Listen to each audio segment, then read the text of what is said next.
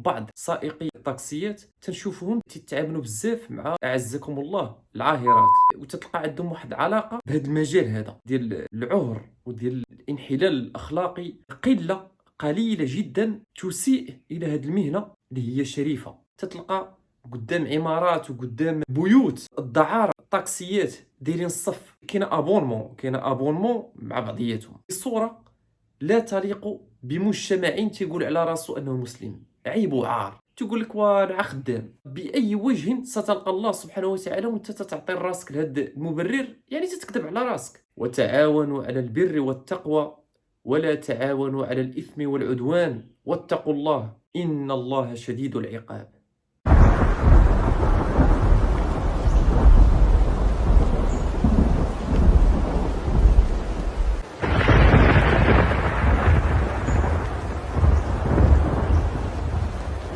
بسم الله الرحمن الرحيم. إخواني أخواتي، السلام عليكم ورحمة الله وبركاته.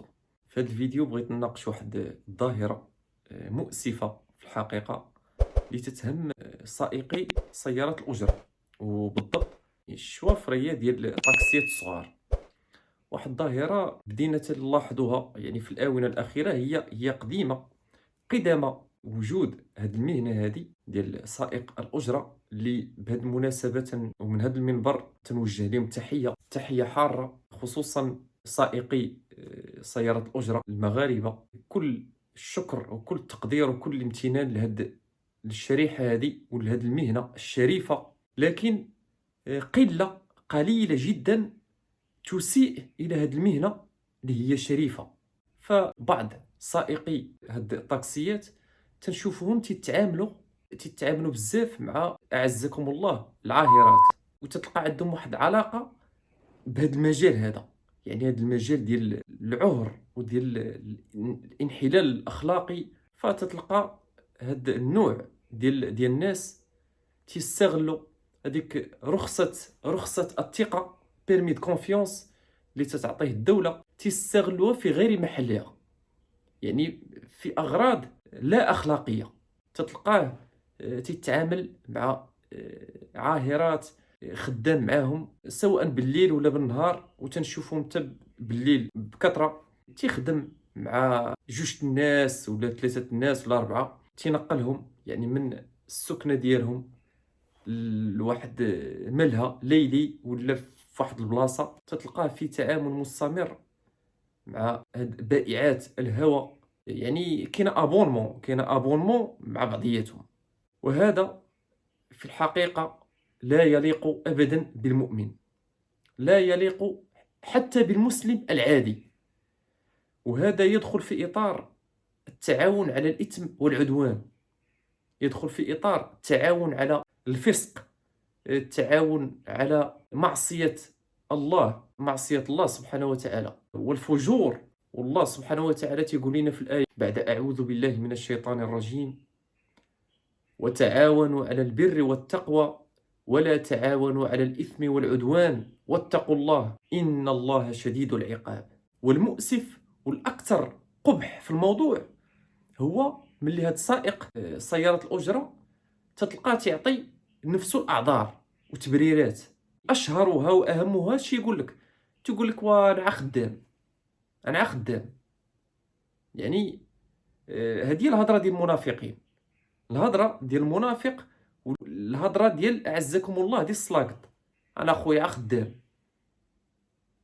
ف ملي تتقول هاد الهضره هادي، راه بحال تتقول السيد مثلا اللي خدام في البار، اللي تينقل تيمشي ويجيب مثلا بالخمور، حتى هو راه تتعطيه الحق ولا تتبرر ليه انه يقول لك تا هو خدام. ورسول الله صلى الله عليه وسلم يعني لعن جميع الاطراف اللي عندهم صله بالخمر، يعني اللي تيشربها واللي تيعصرها واللي غير تتسخر بينات هاد الطرفين. فبأي وجه ستلقى الله سبحانه وتعالى وانت تتعطي راسك لهاد المبرر؟ يعني تتكذب على راسك. وهذا النوع هذا اكيد انه تيكذب على راسه، يعني ليته يعترف بذنبه على الاقل. تقول لك اخويا انا خدام. كاين اللي تعطي واحد التبرير اكثر قبحا، تيقول لك اخويا هذيك الباغيه ولا هذيك العاهره راه داك الشيء اللي تتعطيني كاع ما تنصورو انا مع المواطنين العاديين في النهار كامل. يعني انظروا الى هاد الوقاحه اللي وصلوا ليها هاد الناس هادو، هاد النماذج هادو. اين الكسب من الحلال؟ فين هو هذا الموضوع ديال الكسب من الحلال؟ فهذا كسب من الحرام. انت راه تدخل على ولادك الحرام، وتتدخل البطن ديالك قبل ولادك، تتدخل البطن ديالك الحرام، وتتلبس من الحرام، وتأكل وتشرب من الحرام، وتعيش من الحرام، وتتنفس بالحرام. يعني هذا تذكير خفيف ظريف من خلال هذا الفيديو. يعني والله العظيم يعني أمر يحز في النفس. وواحد هذه الصورة لا تليق بمجتمع تيقول على راسو أنه مسلم. عيب وعار.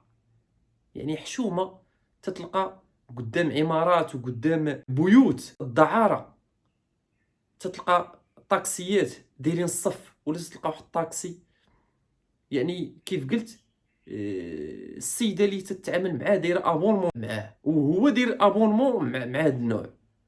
لا حول ولا قوه الا بالله العلي العظيم. تتسنى ساعه ساعتين مثلا حتى توجد وتلبس، وينقلها لواحد الملهى ولا شوف فين، ويعاود يجيبها. فهذا يعني التعاون على الاثم والعدوان بامتياز.